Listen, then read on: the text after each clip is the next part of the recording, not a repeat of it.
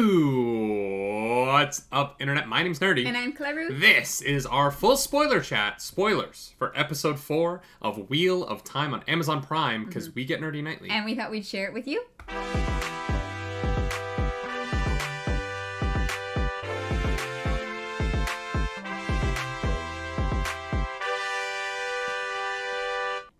That is right. Unlike last week, where we took all weekend to finally watch the show and get our thing up, we are getting this thing up fast. Yeah, this is my new favorite show. I love it a lot. And so it's like we need to watch it right away. Yeah. I was really excited to wake up and watch it this morning, especially after how the response we got to the video last week. Or no, earlier this week on Monday. Yeah. And all of I just want to say before we get into this week's episode, that was the most wholesome, wonderful YouTube comment section I've ever had on this channel. Yep. Yeah. The Wheel of Time fandom is incredible. Yes, you guys are great. Keep doing what you're doing. Thank you. Because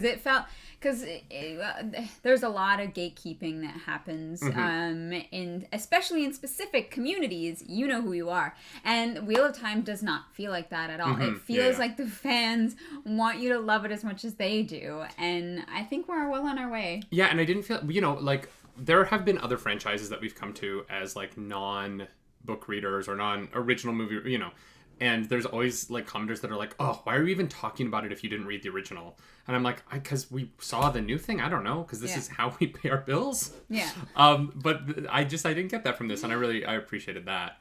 Having said that, I'm so excited that there weren't any spoilers in that comment section, because I read every comment, and I responded to as many as I could, because this episode, in my opinion, is hands down the best so far. Yeah. This was a delight in terms of dialogue, in terms of, like, character direction, in terms of world building, in terms of visuals. Yeah. Like, in almost every way, episode 4 to me feels like such a massive step forward. Yeah. In terms of the quality of the show. It was so good. I don't really think they had a misstep. To be honest, I loved everything about it. I loved the time that we got to spend with the Aes Sedai and learning more about them. Some of our questions were answered. So many. Yeah. Everyone in the comments was like, just wait one week. Yeah, and I was like, yep, you're right. I just needed to wait I needed to wait 1 week. I think it's partially, I am so used now to the Netflix model of, oh, it's all there. I can watch when I want to.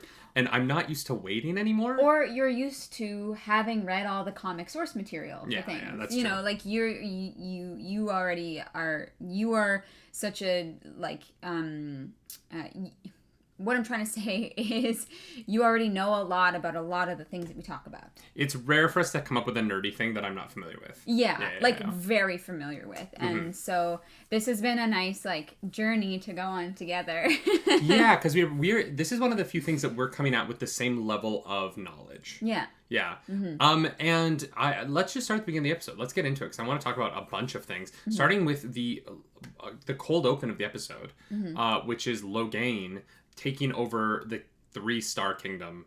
I'm just calling it the 3-star kingdom because that was on their flag. Oh, I was like, what? I don't know what that kingdom was, but I was so excited when the episode began, because I was like, oh, this is the flashback to the breaking. I thought that was going to be the past dragon, and I was like, I want this flashback, y'all, because someone said that it's in the book, that's how the book starts, is a flashback to the breaking, and I want that scene so badly now.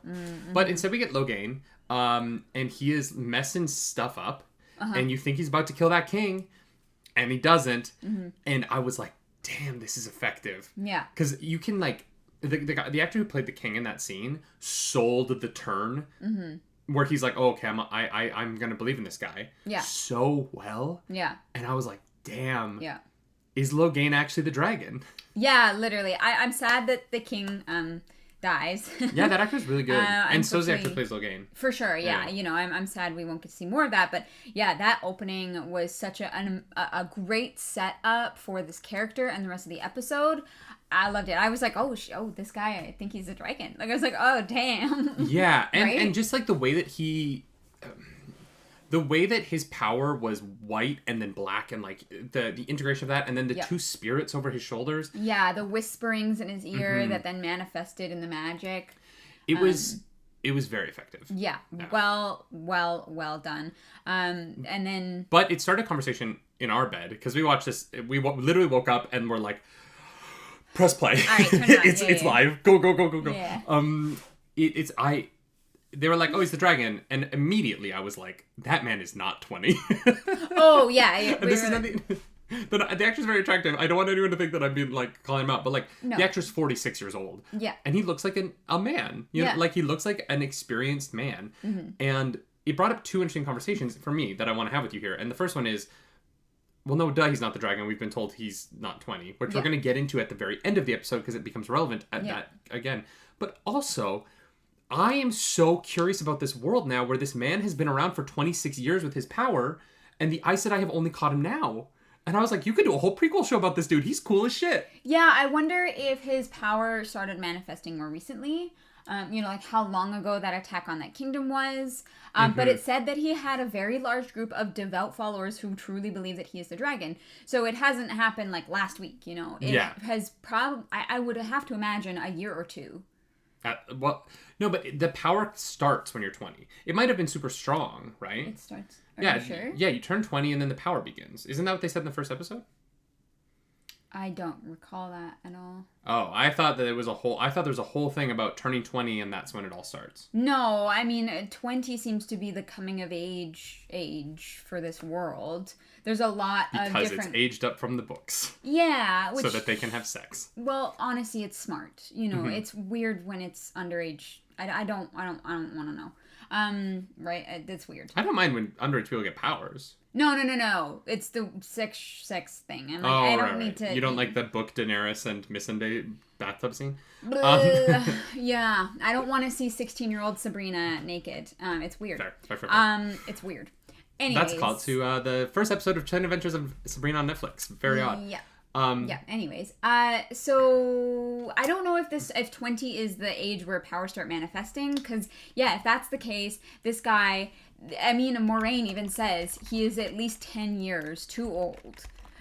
So it is acknowledged in the episode that he is not the right age. And she tells him, these voices in your head, that this is the madness that happens when men touch or use the power.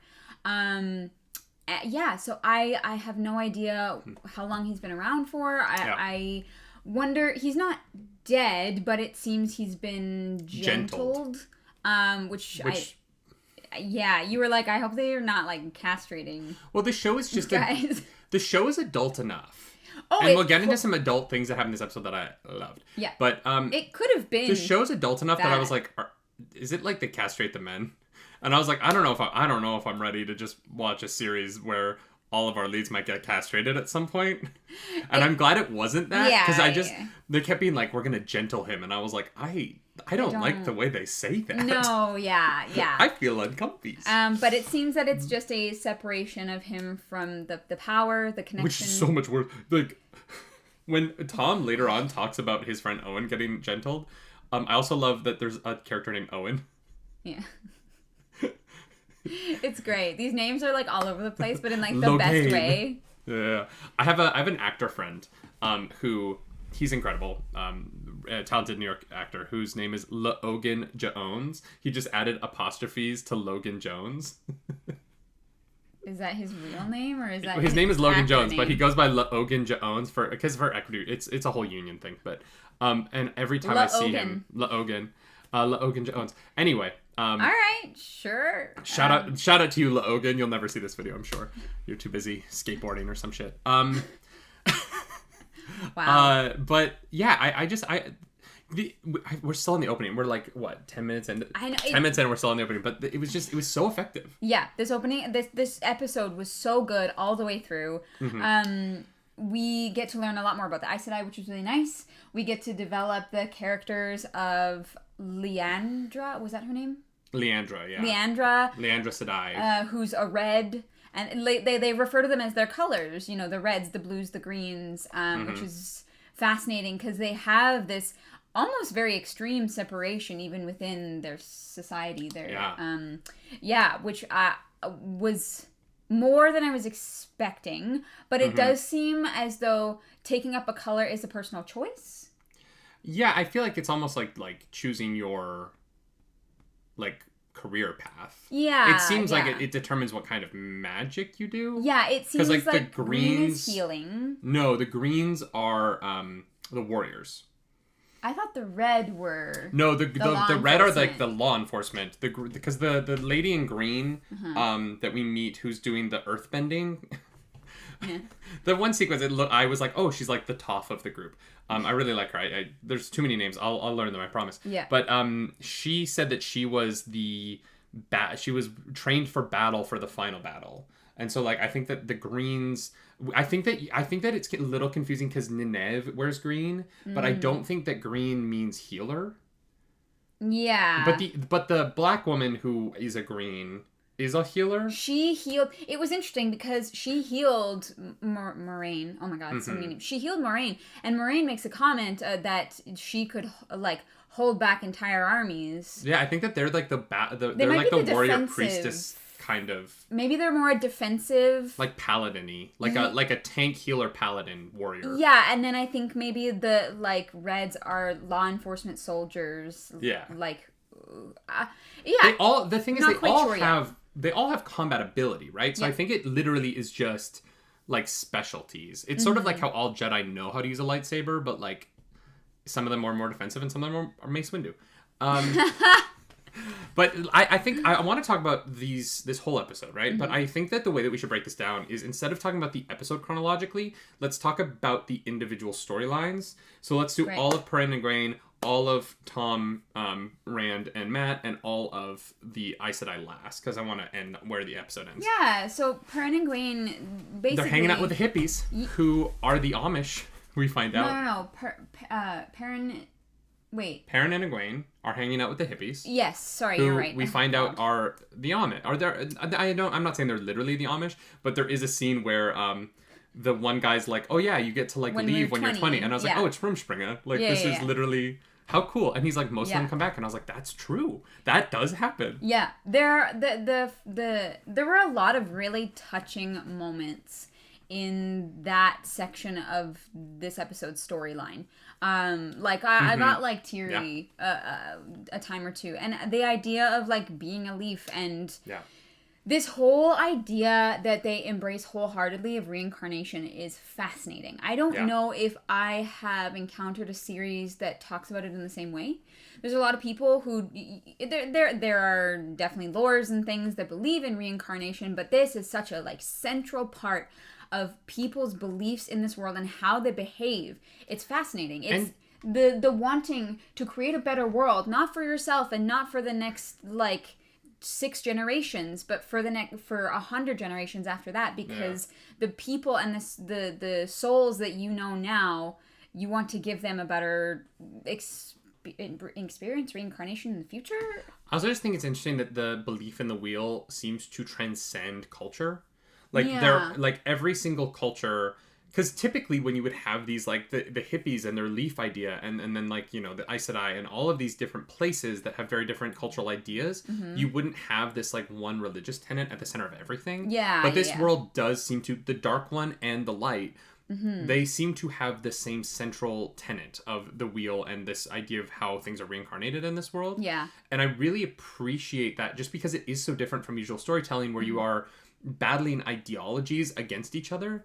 Yeah. Whereas this is like the ideology is very like central and the same. It's really about how these characters want to interact with that ideology. Yeah. Which just creates a different kind of conflict. And I'm really enjoying that. And it allows every character's point of view on the ideology to be very interesting. Yeah. Rather than having like sects of groups that believe different things and, well, we don't like them because they don't believe the same thing that we do. Yeah. The show doesn't really have that. No. And I'm into it. I'm really into it. It's nice. It's nice to have like a common denominator between things.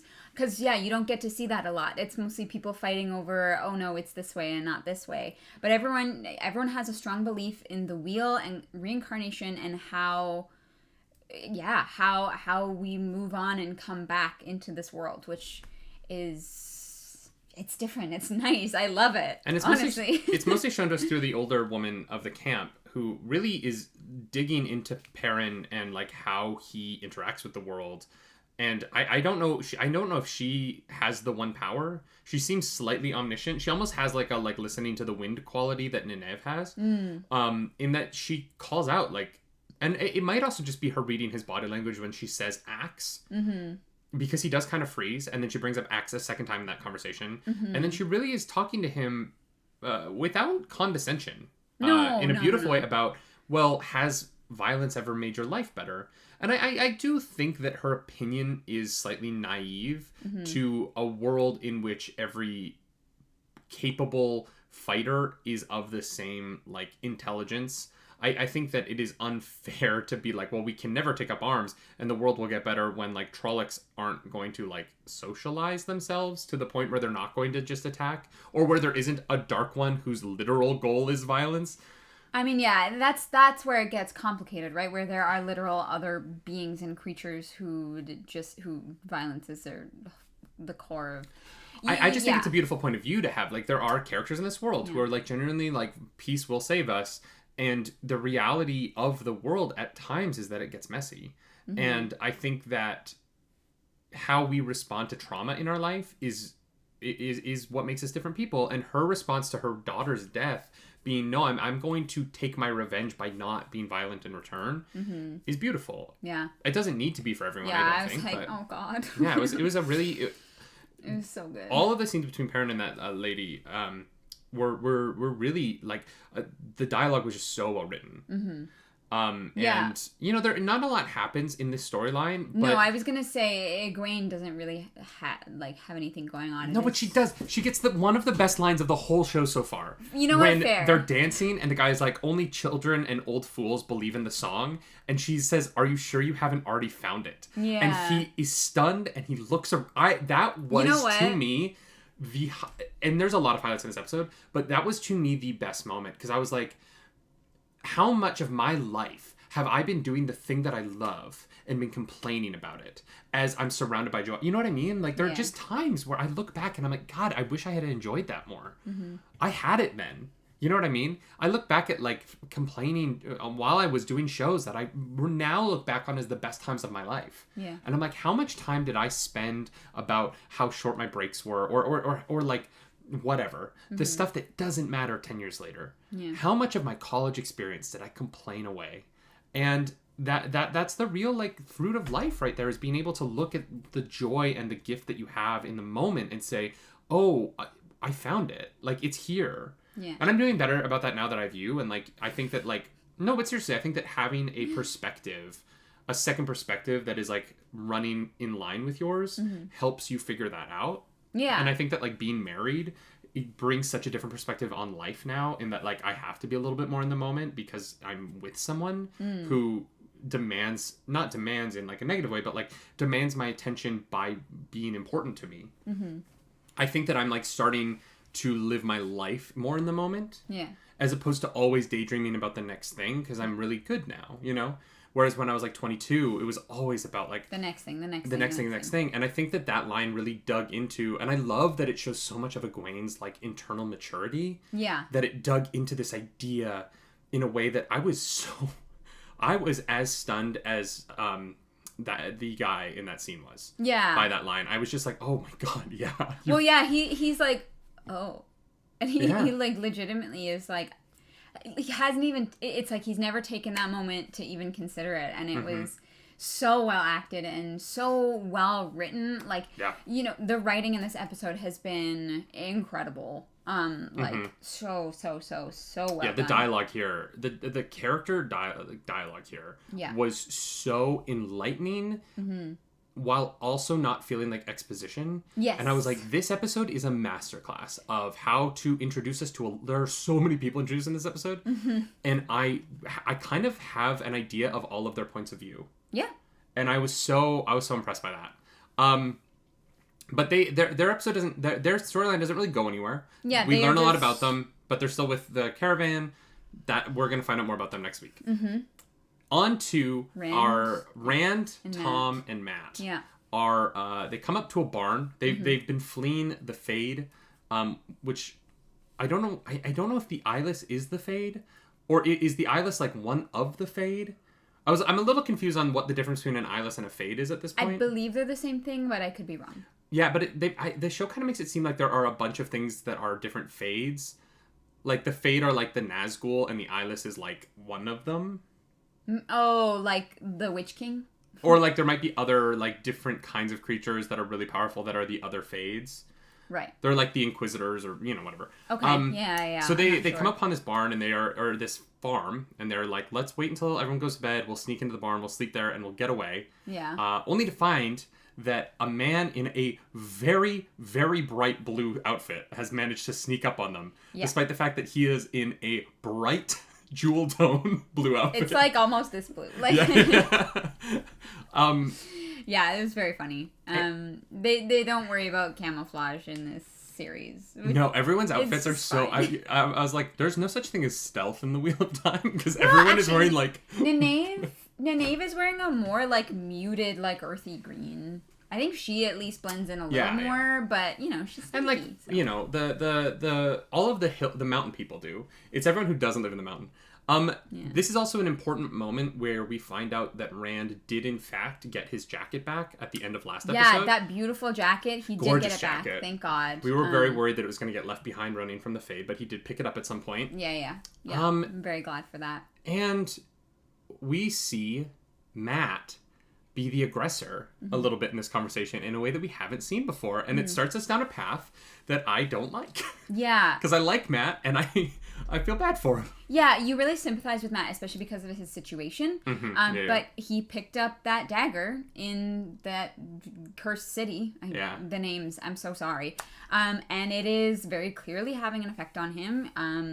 It like the weird black magic goopy stuff that's coming out. He is clearly connecting with the one power. Is that what it's with magic? I don't know if he is though. It seems... I don't know that he has the one power. Because when the black goopy stuff is coming out of his mouth, it looked like the same stuff that was in Shadar Logoth. Oh, like in the dagger. So I think that it might be the curse. Dagger has a curse. I don't know that Matt... Rand has definitely exhibited magic, and Egwene has. But we've never really seen Perrin or Matt exhibit magic. True. The stuff that comes out of his mouth... When the girl walks up on him vomiting, the stuff that's coming up out of his mouth sneaks back into his mouth and moves the same way that the Shadar Logoth shadowy stuff moves. And then again later on in the barn, the same look. You're right. So, I think you're right. Yeah. Thom's interpretation of it being the one power is Makes really sense. interesting to me. Well, it's the closest thing that he can relate it to. So and him telling that to Rand sets up a storyline that I think is really fascinating because Rand isn't going to assume there's something wrong with Matt. He's going to assume that he's connecting to a power, and it gives him another reason to be nervous about going to the Aes Sedai, which he has already exhibited in conversation with Matt in the past. Yes. But it really doesn't have the effect of the one power to me. It didn't look like how any other character has used the one power at this point, because it always is like tendrils that come out but don't quite connect. You know what I mean? Yeah, it has a different look. I think you're right. I think that it is this dagger. For a second, I forgot he took the dagger, and I thought it was that like purple stone, and I was like, wait a second. But no, it's definitely the dagger. The dagger comes out later in the episode. And Matt is really... It's so fascinating, right? Because Matt is succumbing to his own greed, but it is greed from a place of desperation, not from a place of wealth and privilege. Like, he's not like a dragon sitting hoarding wealth. You know what I mean? He's not Jeff Bezos, but he is... What? Is Jeff Bezos going to come for me for saying that he's too rich? No. Please, he doesn't give a shit. He's still going to pay me on the 14th like he does every month. It is greed from a place of deep need. Yeah. And it just makes it so heartbreaking because you know that at the end of the day, he is not stealing for pleasure, and he is not stealing for any sort of like personal reward. No. It is about taking care of these little girls who he loves more than anything. Yeah.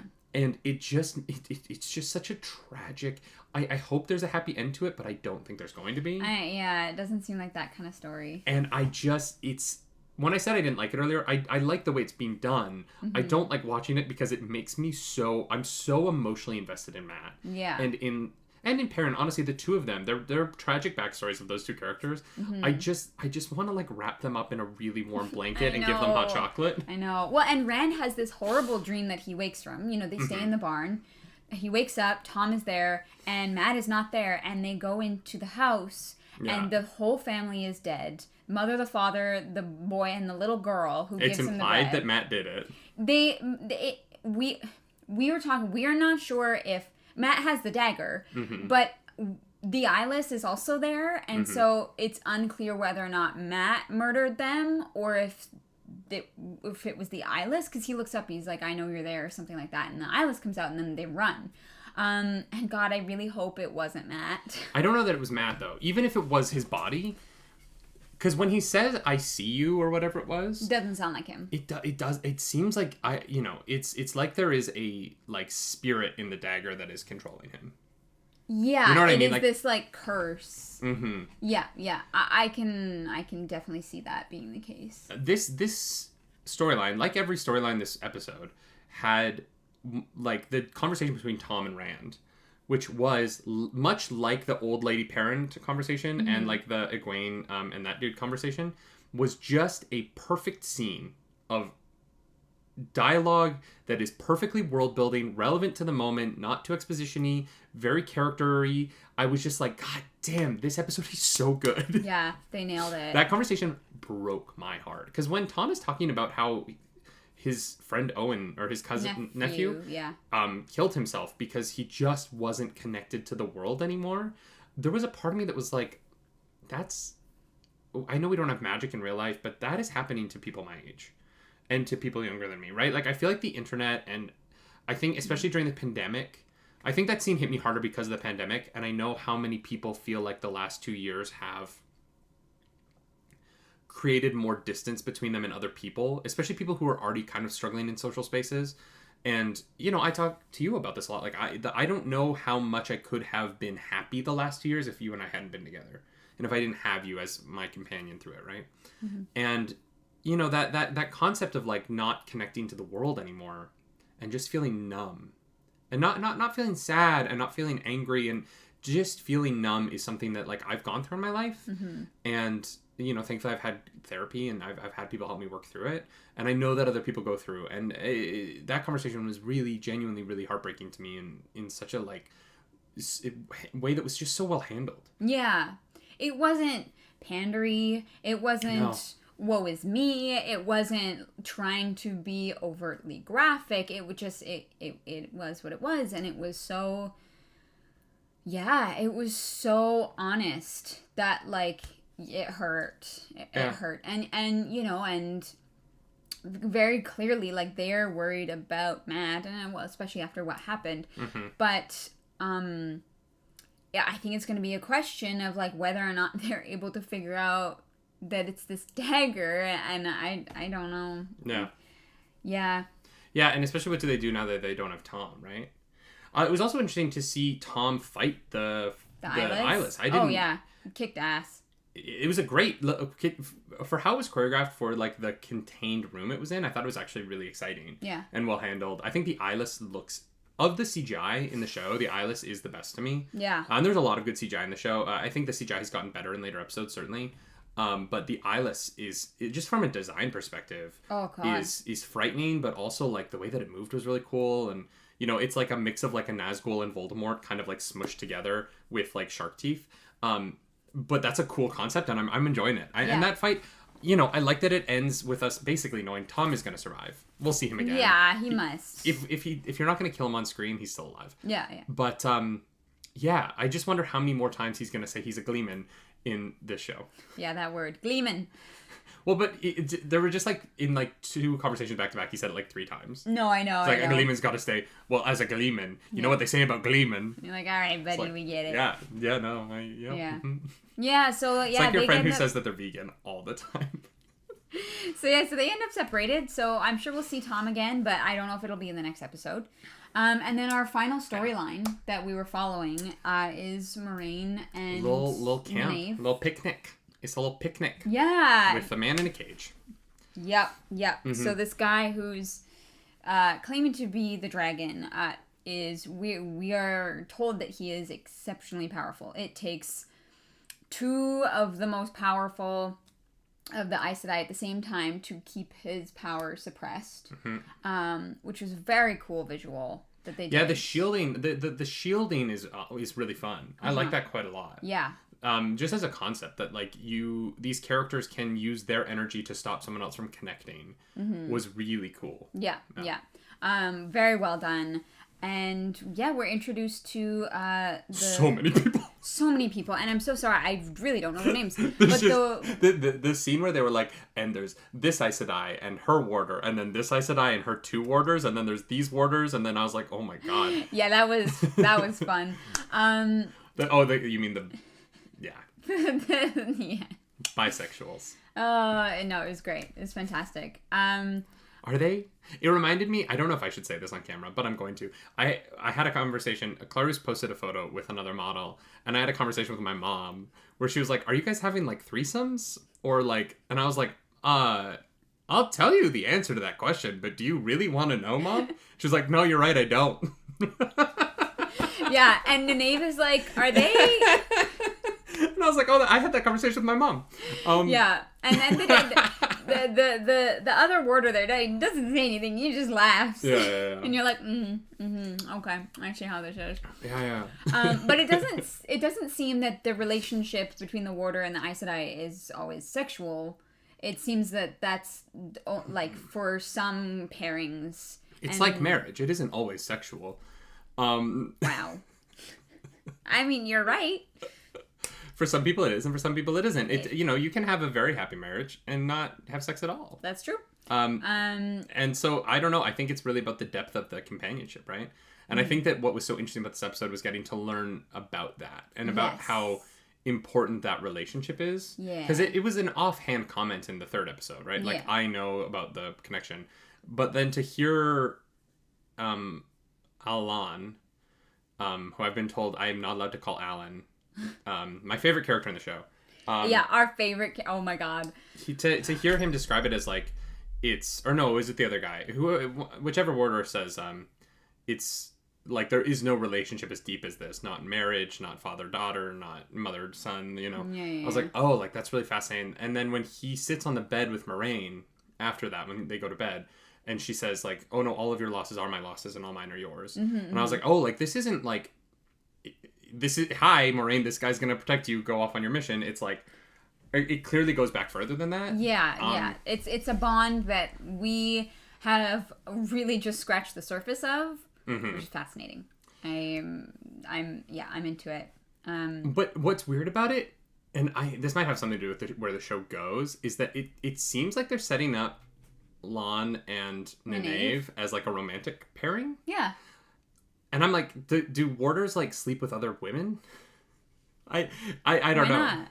I don't know I don't know like what the like relationship is between him and Moiraine that would allow for their, because it doesn't seem like he would have time or like the ability to be like to be able to Nynaeve. be her protector, to be Moiraine's protector, but also be with someone else. Yeah. Yeah, because he's always gonna have to go where she goes. Yeah.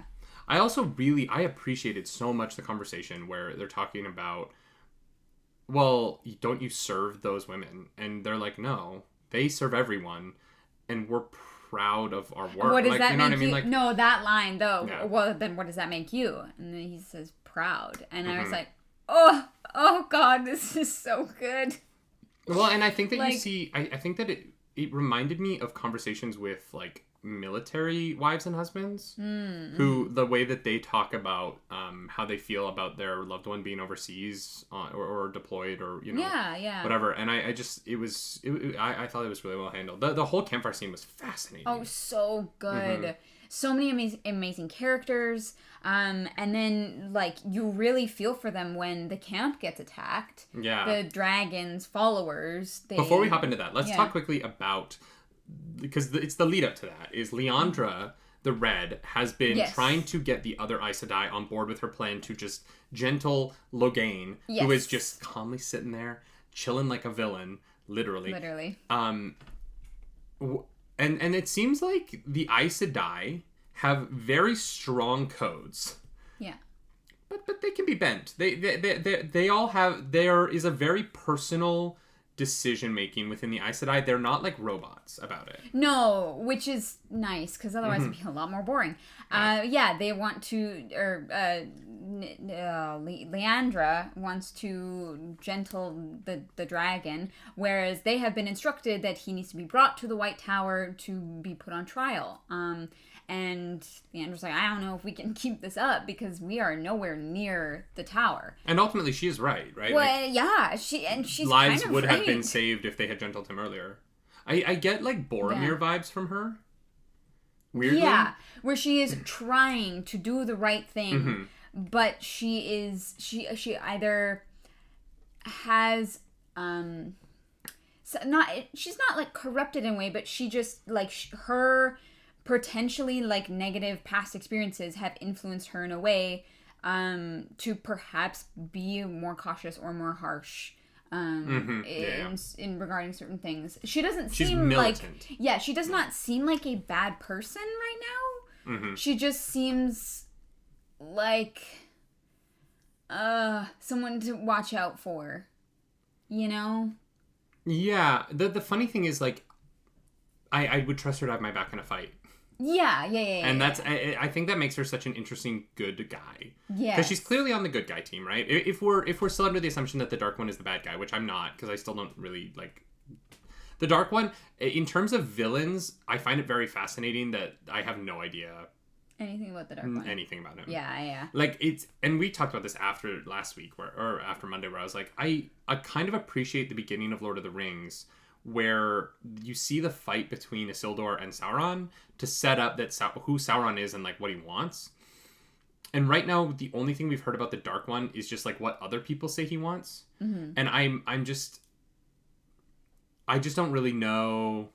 I just don't know, right? Yeah. And that's just kind of where I'm at, is I'm like, okay, yeah, the Dark One's bad. Yeah, we don't have information really about him. I think part of that, though, for me, is that I find bad guys boring. And I'm worried that I'm going to find the Dark One to be boring. Just like I think Sauron's kind of boring. Like I think that like the interesting antagonist of the Lord of the Rings to me is actually the difficulty of long journeys. Well, whereas like, you know, like I find Voldemort more interesting because I know the trauma of his childhood that led to him becoming Voldemort, and that makes Harry Potter learning about Voldemort's childhood trauma that turned him into the villain that he is, makes him more interesting because he has like motivation. Whereas the Dark One wants to destroy. I'm like, okay. Well, cool. But I think it's going to be a similar thing where the Dark One, sure, is going to be the like bad guy, but the more interesting antagonist is either going to be, you know, people in the White Tower, within the Aes Sedai, or how people want to handle things. Like it's I think it's going to be a lot more complicated than that's the big bad Hulk smash, you know what I mean? Yeah, I find like at this point in the show, I think the White Cloaks are the most interesting villain to me. Oh, the religious group? Their fear of the One Power is totally justified to me. Yeah. I totally get it. I get it. And so that, I think that's, I'm hopeful that they're able to make the Dark One as complex a character as some of the other antagonists so far. And I just hope that he's not just like a head with eyes and mouth of burning coal that wants to destroy everything, and that he get, you know, like I just... Or maybe the Dark One isn't actually a like physical person or being. It is the like manifestation of like the evil in man or whatever. That would be wild, because they keep talking about having to take the dragon to the Dark One. Yeah, but what happens if it becomes more of an internal struggle? I mean, they're having these dreams, right? Where the Dark One is represented, but we've never seen the Dark One. Yeah, I'm kind of hoping that one of the lead characters is the Dark One. Yeah. Or becomes the Dark One. Like, I like, if it's like... I'm not saying I want it to be Egwene, but like, it would be interesting, because I'm fairly certain Rand is the dragon. Yeah. But let's get into the end of the episode, because this is going on. What are we at? We're at 40 minutes. All right. Oops. Let's get into the end of the episode. Nynaeve. Okay, they get attacked. Yeah, they get attacked. Breaks out momentarily. Yep. And the 3 Aes Sedai are trying to hold him back. He shoots some like dark magic stuff, and the green, the healer, the wisdom of the group, manages to save the other 2, but not herself, and so she is taken out. It looks like Logain is gonna do it. His army is crashing down. There is battle going on. None of the Aes Sedai are dying because, like they said earlier, if there's more than one of them, they can heal each other. Yes. So that one Aes Sedai is running around healing while the Reds and the green battle lady are attacking. Very cool. Yeah. Well handled action sequence. Yeah. Right? Definitely. Oh, yeah. Well done. The fighting looked great. The effects looked great. Gimli was fantastic with his axes. Blonde Gimli. Lon and that warder together, you made the comment, you were like, oh, it's Legolas and Gimli. And I was like, that's very funny. Yeah. And so we get to experience a bit more of the connection between the warder and the Aes Sedai. Because Axeman is, he, in mid-battle, feels her get hit with this like dark magic knife thing, but he doesn't die, so it's a deep connection, but it's not like it's not fatal. Which is just so much more interesting. Aragorn tried to do it that way, and I was like, shut your face. Anyways, so they get down into the like cave where he's being kept, and blonde Gimli, I don't know, sees her body there, and understandably goes to attack the dragon because they've gotten him back in because he's like Moiraine, kind of being contained. Moiraine takes a moment to be like, all right, you're out, let's talk. Yeah. And then he says like, oh, the I'm listening to the past dragon, and she's like, nope, you're crazy. Yeah. Like him acknowledging that he's hearing whispers, she's like, nope, you're not the dragon. Yeah, she knows. He's so confident that saying that is going to convince her, and it is the thing that will absolutely not fly with her. And I found that interchange between the two of them wonderful. Yeah, so well done. And so it gives the moment, that moment of them interacting means the other 2 can get up. The 3 of them kind of subdue him a little bit. He manages to strike the girl in green. She goes down, and there's 2 of them trying to hold him back. And so he's kind of being contained, but he still has his magic within the cage, and so when the axes come down, they pierce the shielding that they're putting on him, and lets his magic escape and explode the axes, which metal shards go flying everywhere, injuring everyone. Literally everyone almost gets hit. That like the sweeping shot afterwards of everyone on the ground with just impaled with pieces of axe, like slice it. Oh my god. And freaking Lon, I said, if Lon dies, I'm out. Yeah. And he doesn't. Yeah, he does. He has his throat slit. Yeah. And you are like, no. Like, I was like, no, this is, you're not okay.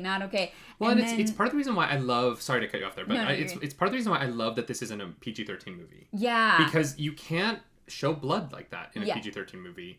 And because it's on Amazon, I feel like, and I think that streaming is kind of ruining mainstream media for me. Partially because on these streaming shows, without the barriers of traditional television, of like standards and practices, we are starting to get these shows where real life looks like real life.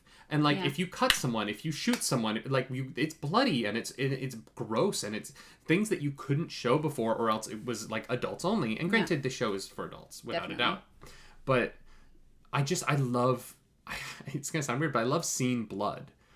And because it makes the wounds look real, as opposed to seeing something like it gives weight to it. Even like Lord of the Rings, like right, like I love those movies so much, but they're so kind of like bloodless and they're cleaner, right? Because they had to be, because there were lawyers and corporations saying you can't show that. Yeah. And so it really is that sequence. You feel it so deeply because they went for it. Oh god. And the show keeps going for it, and I appreciate it. My heart, like when he was there lying there bleeding out, I was like, no. Yeah. And then Nynaeve comes in. She's like, hell no. She's very clearly been distraught this whole time, and her and is it Alon or is it just Lon? So the Al is like a title, but Lon is his name. Okay, so Lon. So but he gets called Alon. Gotcha. Mandragoran in this episode. Yeah. Okay. I was confused with that. So they have kind of like been bonding throughout this episode, learning more about one another, and she sees him dying. She's like, no. And that triggers this explosive power from her, which was insane. And beautiful too. The slight blue tinge they put on it was really nice. It was so good. And I don't want to be like, I called it, but for some reason I had a feeling throughout the last like 20 minutes of the episode. I was like, there's way more to her here than what they're letting on. There's, she has been such an incredible character, and she had this moment, this explosive pulls out a knife power. And stabs that guy. I was like, oh, she's okay. Yeah, she's yeah, in it. she was amazing. And the guy who's the fake dragon was like, oh. Well, and he says like it shines like a radiant sun or something like that. Yeah, which is echoing what Moiraine said. Is she the dragon? I think... Is Nynaeve the dragon? I think seems to be what they're implying. Although, is her age correct? I don't know. No, because she's where it is. Like, because I think that she's supposed to be number 5 now. We thought that Logain was going to be number 5. What the dark friend said at the end of the last episode, right? Yeah. I think that the Nynaeve is being implied to be number 5. Yeah, I think so. But she's too old again. Yeah, so I don't... she's clearly something, and she's something interesting, and I want to know more, and I cannot wait for next week. I'm so excited. Yeah, I think... I thought that, like, if Egwene ended up being the dragon, it would be kind of boring. Yeah. Just because this world, it is this world where it's, like, you kind of want it to be, like, a man who can actually do this without going crazy. Like, that's kind of, like, the story to tell. Mm-hmm. But if it is Nynaeve, I do think there's actually something really... It's more interesting if it's Nynaeve to me than if it's Egwene. Yeah, me too. Just in terms of, like, her past and her... Having the dragon be someone who has such a deep resentment of the Aes Sedai, but has to work with them, would be a really fun, like, storytelling... beat for the show to take. Yep. And I'm actually really into that as a concept. I'm just into the show so far. Honestly, like, I think that of the things that we're, like, actively watching right now, this is my favorite. Yeah. This might be my favorite show of 2021. Yeah. For me, yeah. Like, WandaVision, and there's some MCU stuff that's been pretty good.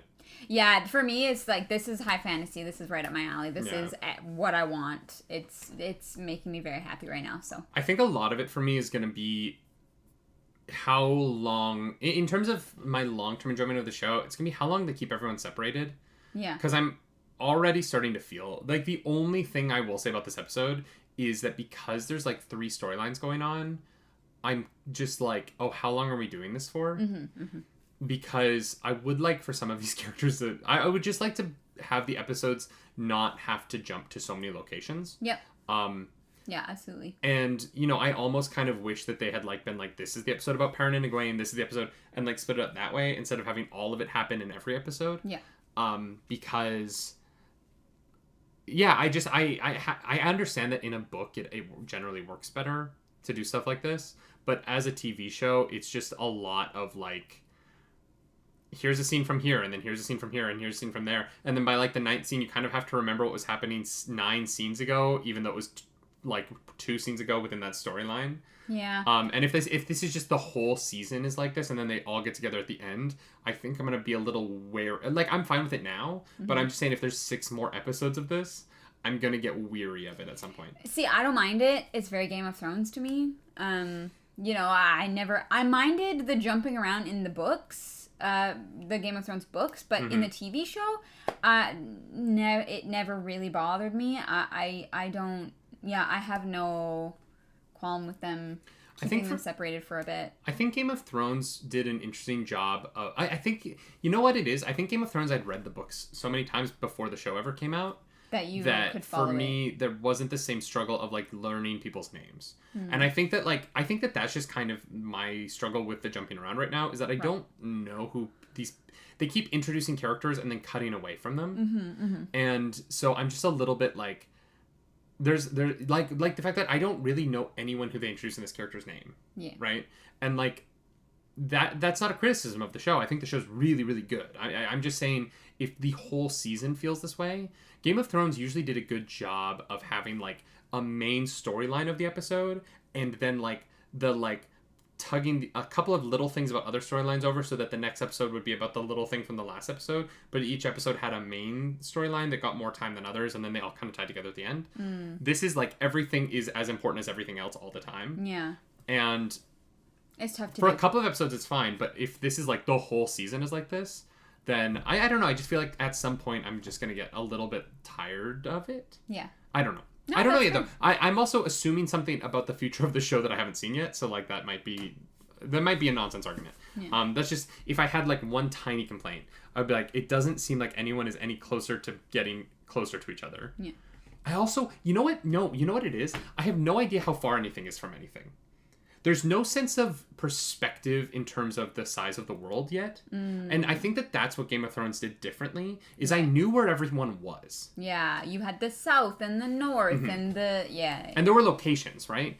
And characters had, like, affinities for their locations. Yeah, right now everyone is just kind of wandering around and They we just have keep saying no east. perspective on how large the map is, essentially. Well, but also, like, I don't know what I have no idea what the world looks like. I don't know what, like, the country is. Or, like, what the greater culture is. Like, people keep saying that the people from the mountains have an accent, but everyone on the show kind of talks the same. Yeah. So I don't know what accent they're talking about.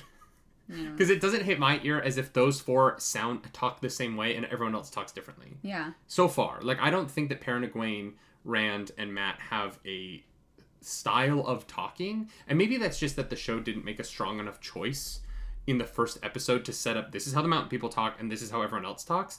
Everyone talks kind of the same way. And so I think that that's kind of it. I kind of wish that instead of just constantly saying east, if characters would, like, use, like, talk about distances or talk about cities or towns. Like, I don't know where Shadar Lagoth is. Yeah, I don't know if that's south. we have no landmarks currently, except that the White Tower is east, and those white cloaks were heading south where there's a war. Like, that's really the only... But I don't know who the war is between. No idea. You know what I mean? Like, there's a lot of, like, that stuff that for me right now could... Just a couple of lines of dialogue could help me understand how far they've come and how far they have to go. Yeah. Yeah, I don't know. It's a tiny thing. It's a tiny thing in a show that I'm really loving. Yeah, no, I think that's totally valid. Yeah, I wish I knew what the White Tower, where it was. Yeah, me too. Because, like, you can go east. Like, I could go east from here, and technically, like, New York City's east of me, but if I go east from where I am right now, I won't hit it. You know what I mean? Sure, yeah. Like, just say go east doesn't... East is very large. East is very large. You know what? Good point, babe. Yeah. East. It's very large.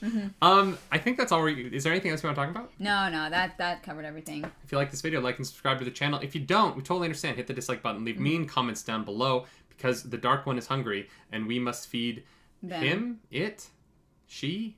They? Maybe they're multiple. I don't know what the Dark One is yet. Yeah. If you want to follow us elsewhere, I play video games over at twitch.tv/nerdynightly. I'm over at twitch.tv/Clark. Yeah, she doesn't play video games. She just reads chat. As always, you can support us over at patreon.com/nerdynightly or fanhouse.app/nerdynightly. And we like to say something at the end of our videos. What is that thing, Clarus? Do something nerdy tonight. Bye. You freaking nerds.